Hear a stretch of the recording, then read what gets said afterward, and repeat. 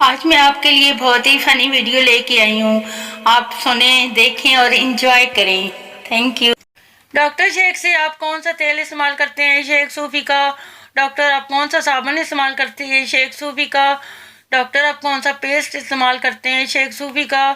Doctor आप कौन सा शैम्पू इस्तेमाल करते हैं? शेख सूफी का। डॉक्टर क्या सूफी कोई इम्पोर्टेड कंपनी है? शेख नहीं जनाब, मैं और सूफी एक ही कमरे में रहते हैं।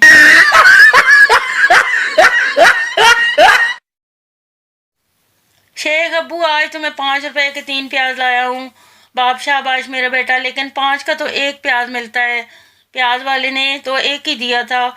एक मैं उठा के भाग आया और एक उसने मुझे पीछे से मार दिया। हो गए ना सीन।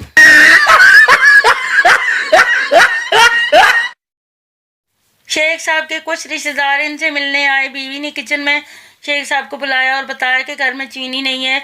शेख साहब ने बीवी से कहा, पत्ती दूध हमेशा की तरह कम और पानी ज़्यादा डालकर चाय बनाओ, बाकी मैं संभाल लूँगा।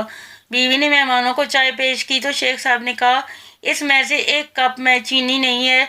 वो जिसके हिस्से में आए, हम सब कल बीवी बच्चों के साथ उसके घर मेहमान होंगे। सब रिश्तेदारों ने इंतहाई खामोशी से चाय पी। एक ने तो ये भी कहा, मेरे कप में चीनी बहुत तेज़ है।